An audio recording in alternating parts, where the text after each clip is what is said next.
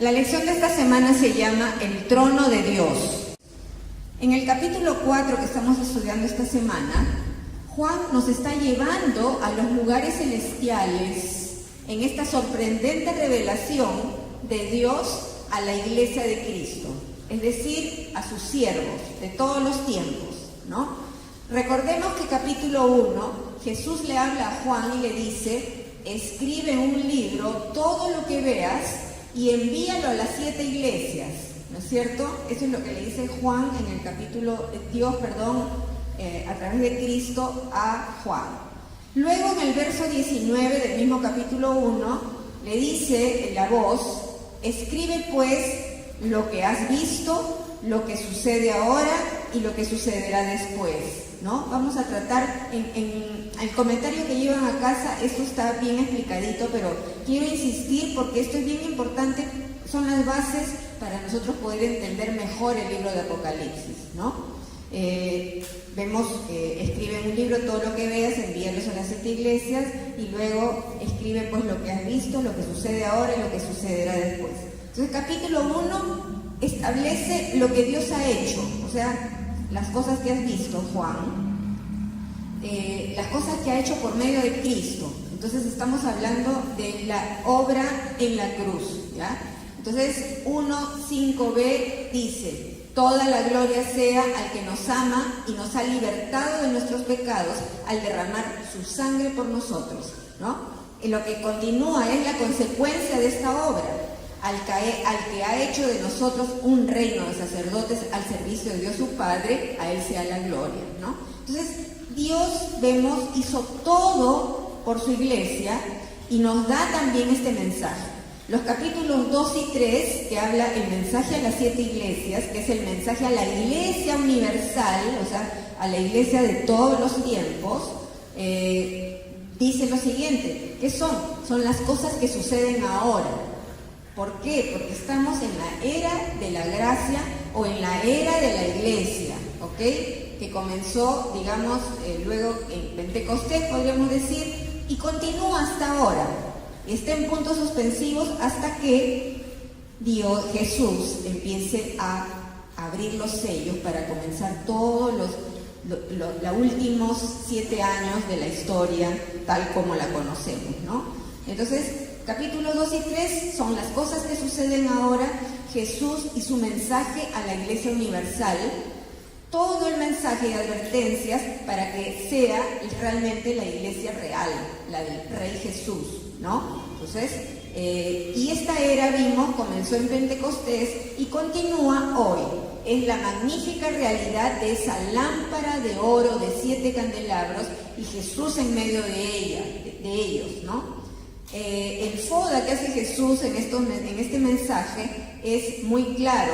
¿Por qué? Porque nosotros sabemos, y lo hemos estudiado en las cartas de Pablo a Timoteo y a Tito, que la iglesia estuvo amenazada desde el principio, ¿no es cierto? Pablo exhorta y advierte a sus siervos, a Timoteo, a Tito. Jesús advierte también cuando en los evangelios acerca de todo lo falso. Y también lo hacen en el Nuevo Testamento, lo hace Juan, Pablo, Pedro, Judas, con toda claridad denuncian todas las cosas que se infiltran en la iglesia y que la desnaturalizan, ¿no es cierto? Además, los falsos maestros, falsos profetas, enseñanzas infectadas, desviadas, ataques a la estructura misma de la iglesia, como a través del aborrecido nicolaísmo, la doctrina de Balaam, el horrendo espíritu de Jezabel, ¿no es cierto? Cuestiones del corazón también, perder el primer amor, ¿no es cierto? Que el amor se enfríe, el orgullo, la autosuficiencia, la nauseabunda tibieza, el ser a medias, el ser ciegos y no ver lo que realmente somos a los ojos de Jesús, ¿no? Entonces, es decir, yo espero de todo mi corazón que hayamos tenido oídos para oír el mensaje de Jesús, para escuchar al Espíritu y entender lo que Él le dice a las iglesias, y que si hay algo que corregir, lo hagamos. Porque necesitamos sí o sí ser una iglesia eficaz, ¿no? Jesús dio su vida por esta iglesia para que podamos ser la luz del mundo, la sal de la tierra, para que lo reflejemos a Él, para que mostremos sus virtudes ante todos. Entonces debemos nosotros estar bien seguros de ser esa Filadelfia o los vencedores que habla de todas las iglesias distintas, ¿no? ¿Qué dice de Filadelfia? 3.8, Apocalipsis 3.8. Yo sé todo lo que haces y te he abierto una puerta que nadie puede cerrar. Tienes poca fuerza, sin embargo has obedecido mi palabra y no negaste mi nombre. He abierto una puerta, ¿ves? ¿No? Capítulo 4.1, que es lo que hemos estudiado esta semana, comienza así. Entonces, mientras miraba, vi una puerta abierta en el cielo y la misma voz que había escuchado, que antes me habló, o sea, Jesús, la voz dijo: sube aquí y te mostraré lo que tiene que suceder después de esto. Entonces, aquí ya empieza desde el próximo capítulo ya de lleno, porque ahora hemos sido trasladados al trono celestial, al lugar santísimo, tal cual, ¿no? A través de Juan y la revelación. Entonces, ya viene lo que va a suceder, o sea, la parte profética. El año pasado, nosotros estudiamos Antiguo Testamento, ¿no? Los que han estado lo recuerdan. Vimos a Dios acercándose a su pueblo Israel, a su nación santa, de manera sobrecogedora, ¿no es cierto? ¿Recuerdan? En el monte Sinaí, ahí estaba Moisés aterrado, recibiendo la ley de Dios. Estaba el pueblo más aterrado todavía abajo, en las faldas del monte Sinaí, en medio de truenos, relámpagos, fuego, temblor, etcétera, etcétera, ¿no? Y Dios manifestándose a Israel en toda su sobrecogedora santidad y majestad. Dios se había acercado a su pueblo, ¿no? También hemos visto a lo largo del estudio del año pasado, todo lo que es Levítico, Éxodo, Números, hemos podido ver a Dios como fuego consumidor, ¿no es cierto? Aterrador, no solo en el monte Sinaí, sino también en el campamento santo de Israel, donde Dios quiso morar en medio de ellos, en ese lugar que se llamaba tabernáculo y luego se llamó templo, ¿no? En medio de ellos. Entonces, Israel, su pueblo, recordamos, fue ordenado como campamento alrededor de esa tienda del sagrado templo, del sagrado tabernáculo, ¿no? Israel era el campamento santo de Dios. Y en ese lugar santísimo moraba Dios. Y vimos varias veces que todo esto, tabernáculo y posteriormente el templo, era como una maqueta de los lugares celestiales, ¿no es cierto? Eso lo vimos varias veces.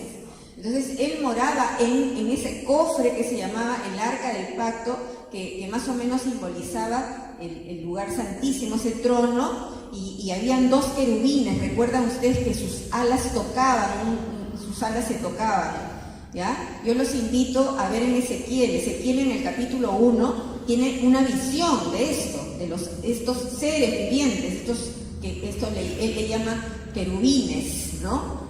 Algunas traducciones serafines. Entonces, y dice que se tocaban sus alas, y es muy similar a lo que cuenta Juan acá. El libro de Isaías, el libro de Ezequiel, el libro de Daniel van a ir del brazo. Así que les pido yo que investiguen, que vayan viendo estas maravillas, ¿no? Entonces, y alrededor del tabernáculo, que había toda una labor, ¿se acuerdan? ¿De quién? Del sistema sacerdotal, ¿no? Todo el sistema sacerdotal, y solamente el sumo sacerdote, una vez al año, podía entrar al lugar santísimo, el sagrado día de la expiación, del Yom Kippur, del perdón, ¿no? ¿Y con qué entraba? Con la sangre del cordero, y la rociaba ahí a favor del pueblo, todas prefiguras de Jesús, el Cordero de Dios que quita el pecado del mundo, por supuesto. Entonces, en este tiempo del nuevo pacto, su iglesia, la iglesia real, la del rey, es ese reino de sacerdotes al servicio de Dios su Padre. Y todo esto por la obra maravillosa y perfecta de Jesús, quien es hoy el sumo sacerdote de la orden de Melquisedec, reyes y sacerdotes, esa orden a la que pertenecemos los suyos, su pueblo, su iglesia. Entonces, esa puerta está abierta para mostrarnos lo siguiente, y así se llama esta charla: Dios Todopoderoso reina sobre cielos y tierra. Vamos a ver 3 partes. Primero, Él es soberano. Segundo, Él es santo. Y tercero, Él es digno de alabanza. Veamos, primero, Él es soberano. El capítulo 4, ya lo dije, nos está mostrando prácticamente el salón celestial, el trono de Dios, el centro del universo, la torre de control del universo entero, ¿no? El verdadero, real, el lugar santísimo. Y este capítulo 4 y el 5 nos va a mostrar la realidad de la absoluta soberanía de Dios Todopoderoso y Jesucristo, ¿ya? Entonces, Juan lo que hace al escribir es buscar en su mente la manera en cómo poder expresar lo que él ve, poder describir todo el esplendor y majestad del lugar donde está el trono de Dios. Y nos dice en verso 2, vi un trono en el cielo y a alguien sentado en él, ¿no? El que estaba sentado en el trono tenía el aspecto de un diamante o de un rubí. El brillo de una esmeralda rodeaba el trono como un arco iris. Eso nos dice verso 2. El que estaba sentado resplandecía, ¿no es cierto? Tremendamente. Y algunos en la traducción que he leído dice diamante, otras dicen jaspe, y dice rubí, y otros dicen cornalina, ¿no? El diamante es una piedra preciosa que brilla mucho y es translúcida. El rubí es rojizo, ¿no? Rojo, y la esmeralda es de verde, azulina, ¿no? Ezequiel vi un resplandor lapislázuli, dice él, o sea, un derivado, ¿no? De los azules, de los verdes, no sé, ya veremos. El verso 6, delante del trono también había un mar de vidrio brillante, reluciente como el cristal, ¿no es cierto? Es decir, la superficie, el piso donde estaba el trono y los 24 tronos que le rodeaban, era como un mar translúcido, nítido, transparente. ¿Y esto qué nos sugiere? Que ese soberano lo sabe todo, lo ve todo, y que esa luz refleja su gloria. Él es la verdad, ¿no? Su gloria magnífica está reflejada en todos esos brillos de joyas preciosas. El reino opuesto, y vámonos al otro extremo, el reino opuesto, en cambio, ¿cómo es? Reino de tinieblas, ¿no es cierto? Es un reino opaco, no deja traslucir nada, no es transparente, ¿no es cierto? A mí me hace pensar en esas iglesias que por un lado tienen fama de estar vivas, pero que en realidad están muertas. O aquella que produce náuseas a Jesús por su tibieza, y que piensan, que creen, que están persuadidas, que son ricas, que no necesitan nada. ¡Qué ceguera! Las tinieblas rodean ese engaño. Es claro que Satanás es el padre de toda mentira, dice Jesús, ¿no? Y es el que opaca todas estas realidades, el que engaña, el que busca desviar, mentir, ¿no? Dios es luz, nuestro Dios es luz, y cuando Jesús dice estoy a la puerta y toco, y cuando Él entra trae luz a nuestras vidas, ¿no es cierto? Entonces, el autoengaño, ¿cuándo comienza?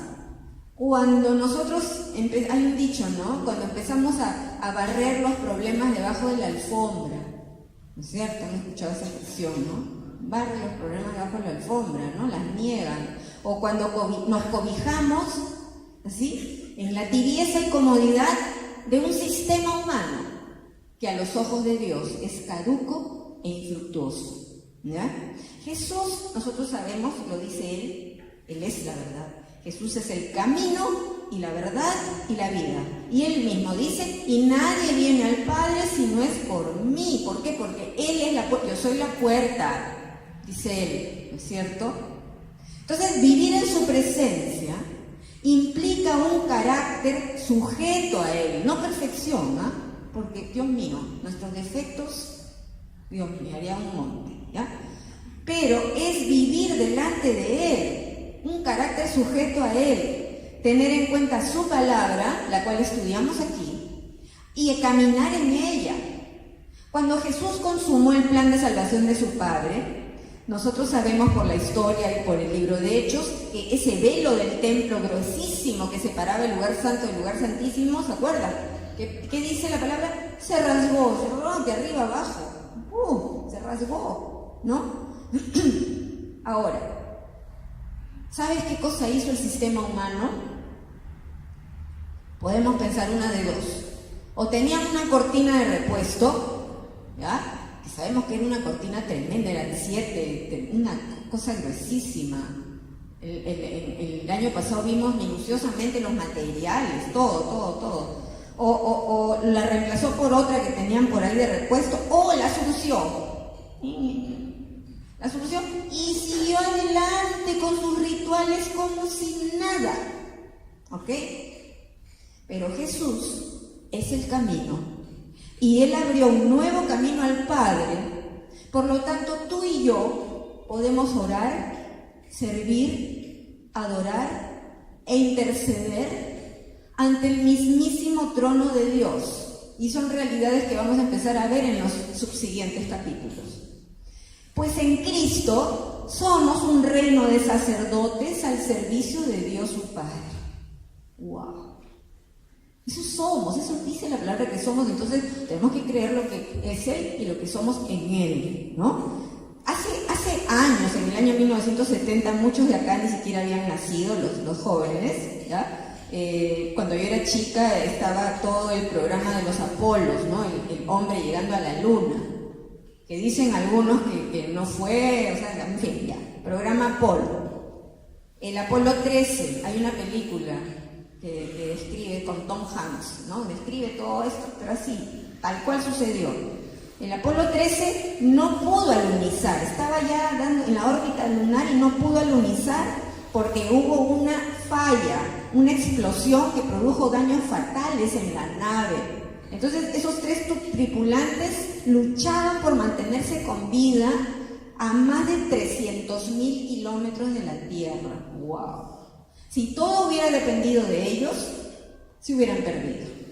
Pero en la Tierra había un centro de control en Houston, Texas, en la NASA. Y el director de la misión, Apolo 13, era de esos tipos hábiles, tenaces, ¿no es cierto? ¿Qué hizo él? Reunió a los ingenieros, armó un plan y él pactó. Él dijo que ninguno se perdería mientras él estuviera de turno. Por supuesto que no durmió el tipo, ¿no? Y ahí él dijo algo que se ha convertido en una frase que se repite en motivaciones, en universidades. Él dijo, el fracaso no es una opción, él dijo, ¿no? Entonces, el plan quedó listo, era muy detallado, no dejaron nada a la casualidad, se ejecutó a la perfección y a los pocos días los 3 astronautas estaban abrazando a sus familias, que por supuesto seguramente usaron el recurso más poderoso que era la oración, ¿no? Entonces, así sucedió. La iglesia contemporánea, o sea, las cosas que Juan está viendo y las que nosotros vivimos, que es la era de la iglesia contemporánea está en graves problemas y sufre los embates, ¿no? Los embates violentos del enemigo. Pero nosotros no podemos olvidar algo, ¿ya? Dios controla esa misión. Dios está al control. Y Él ha pactado con su iglesia y ha dicho, todo aquel que invoque su nombre será salvo. Y que un día Él se va a asegurar que todos los vencedores y que toda Filadelfia, que toda su iglesia real, la del Rey, lleguemos sanos y salvos a su presencia, vencedores, ¿ok? ¿A dónde? A las moradas que Él está preparando para nosotros. Esa es su misión, es el plan de Dios. Así que si a veces sentimos que las cosas están fuera de control o le tenemos miedo al futuro, ¿qué va a pasar con esto o con lo otro? Comunícate con el centro de control. Dios es soberano y Él tiene un plan. Así que tranquilos, confiados en nuestro Padre Celestial. Dios Todopoderoso reina en el cielo y en la tierra. Segundo, Él es santo. ¿Tú te has dado cuenta que el relato de Juan es bien sereno? O sea, ¿no? Él ya pasó lo peor para él cuando vio a su amigo Jesús glorificado, ¿no es cierto? ¿Se acuerdan? Caí como muerto a sus pies, dice él, ¿no? Entonces, pero Jesús lo tocó con su mano derecha, lo animó, no tengas miedo, ¿no? Lo reanimó. Entonces ahora él está viendo las realidades majestuosas de Dios Y lo que está haciendo Él es tratar de encontrar las palabras para contarnos a los siervos de todos los tiempos, ¿no? Todo ese resplandor como de joyas preciosas, ¿no? Que lo hacen observar y describir. Ahora, si nosotros comparamos el del cielo, ese glorioso resplandor, ¿no? Lleno de gloria como joyas, con aquel fuego consumidor que se manifestó cuando Dios hizo el primer pacto con la ley, podemos recordar el terror que vivió su pueblo en el monte Sinaí, o el terror que vivían en el campamento santo cuando el pueblo pecaba y su cutum salía fuego y los consumía. ¿Se acuerdan ustedes? Y sin ver que este tiene vara, el otro no tiene vara. Acuérdate los hijos de Aarón, Nadab y Abiú, que estaban ahí tomándose sus chelas, ¿no? A ver, vamos a ver quién pone el fuego más bonito, quién agita el incensario más bacán. ¿Qué pasó? Fuego consumidor. Y el sumo sacerdote Aarón ni siquiera pudo llorar. ¿Ah?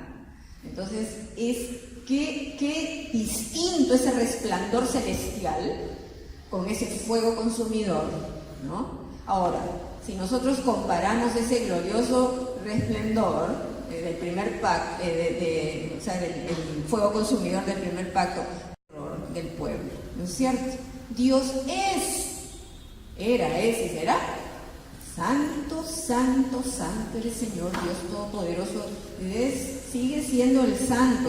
Y Juan describe lo que ve y nos dice en 6b, en la segunda parte del versículo 6, en el centro y alrededor del trono había 4 seres vivientes, cada uno cubierto de ojos por delante y por atrás. Verso 8, cada uno de esos seres vivientes tenía 6 alas y las alas estaban totalmente cubiertas de ojos por dentro y por fuera. Estos seres, dice, eran semejantes al león, buey, al hombre y a águilas. Esas mismas descripciones, ¿ya? Son las que les digo que el profeta Ezequiel, miren ustedes en Ezequiel capítulo 1, con más detalle van a ver cómo eran estos seres, ¿ya? Para completar ese cuadro de los ángeles llamados serafines que se movían alrededor del trono. Ezequiel dice en Ezequiel 1:14, y los seres vivientes se desplazaban velozmente de un lado a otro como centellas, imagínate tú, ¿no? Pum, como relámpagos, como centellas. Y su actitud, pues, es como alguien que está vigilando minuciosamente, está alerta, guardando la límpida, maravillosa y terrible santidad de Dios Todopoderoso. Por eso nosotros podemos ir a ese lugar santísimo, porque hemos sido rescatados por Cristo. Si no, el fuego consumidor. Apocalipsis 4:8b. Santo, santo, santo es el Señor Dios Todopoderoso, el que era, el que es y el que ha de venir, exclaman esos ángeles. Jesús, cuando enseña a sus discípulos y a nosotros a orar, dice: Padre nuestro que estás en el cielo, santificado sea tu nombre, venga a nosotros tu reino acá, hágase tu voluntad, como se hace en el cielo. Los adoradores en espíritu y en verdad.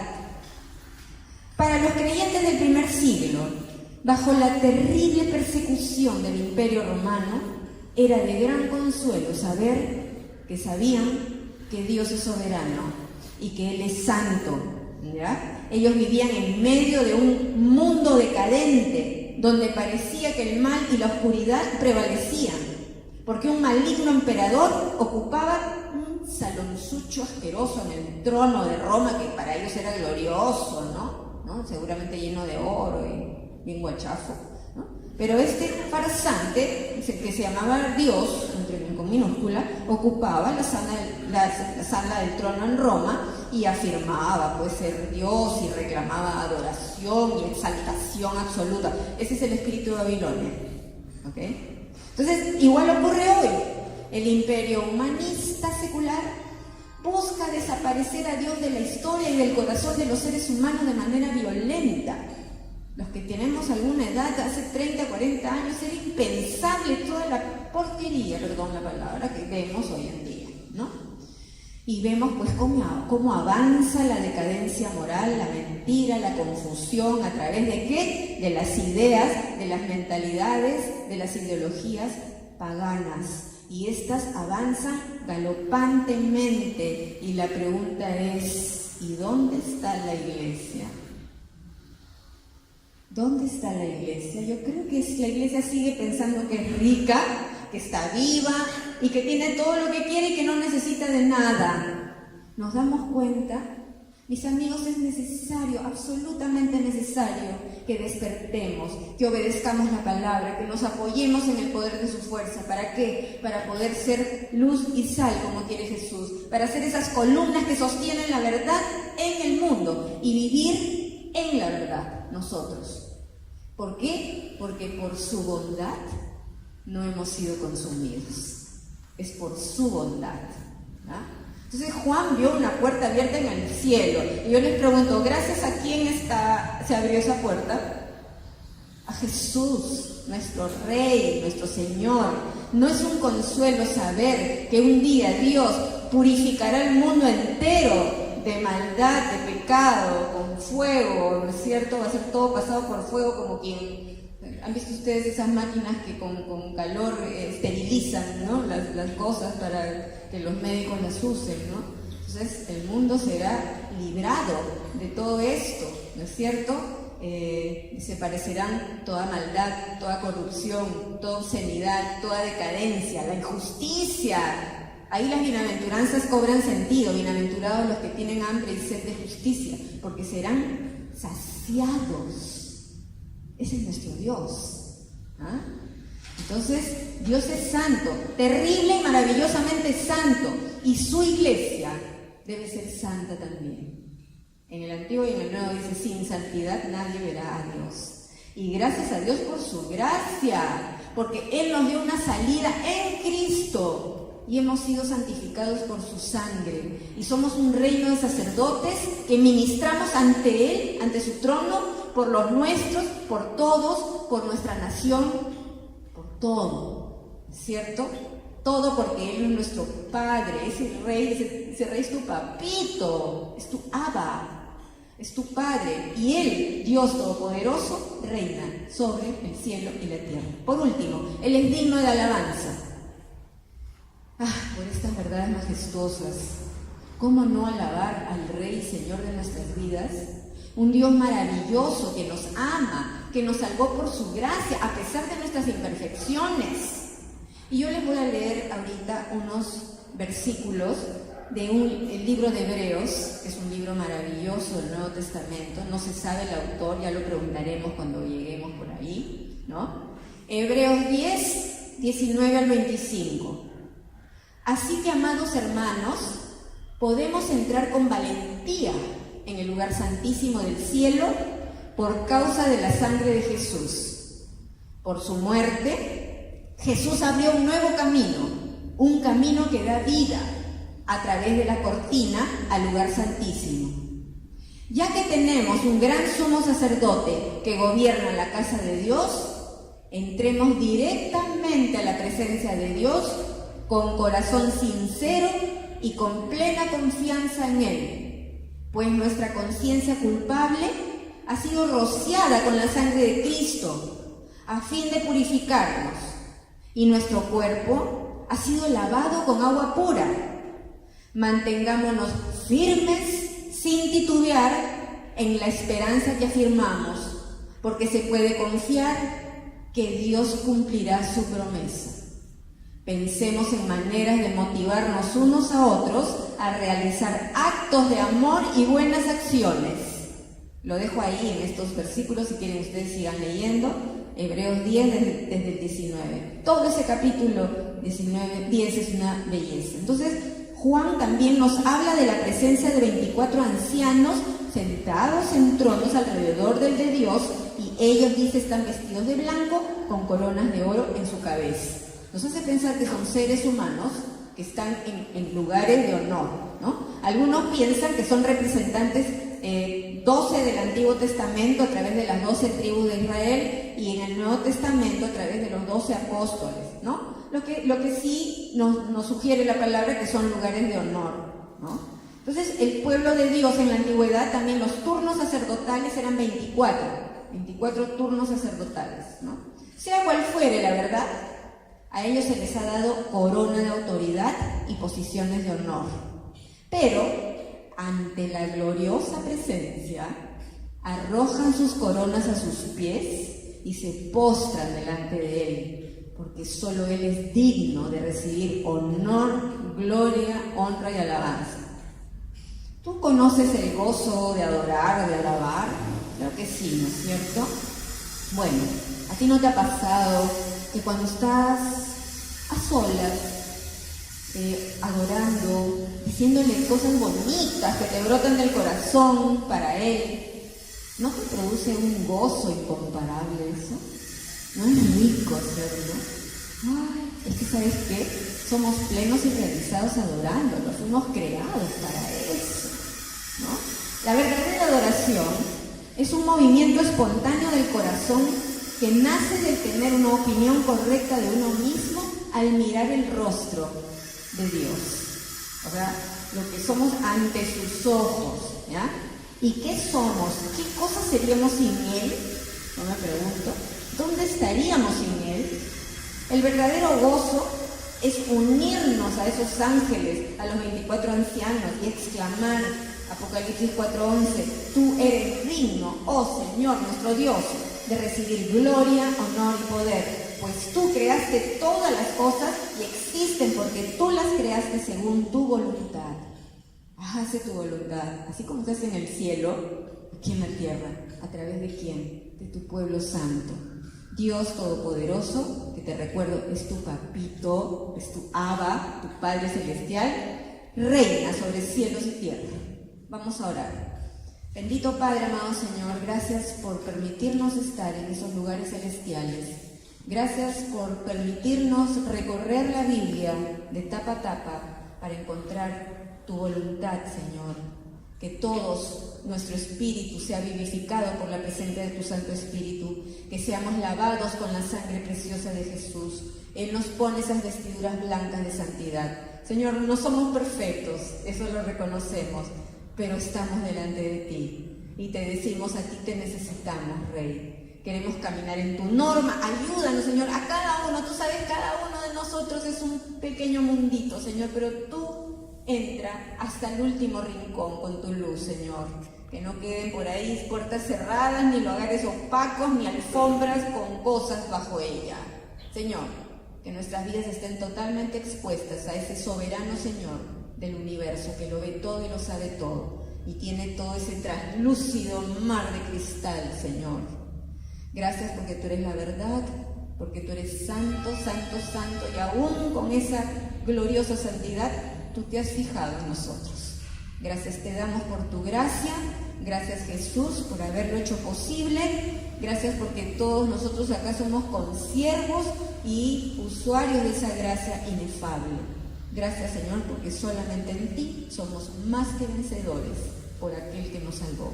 Bendito sea tu nombre, oramos en el nombre del Padre, del Hijo y del Espíritu Santo. Amén.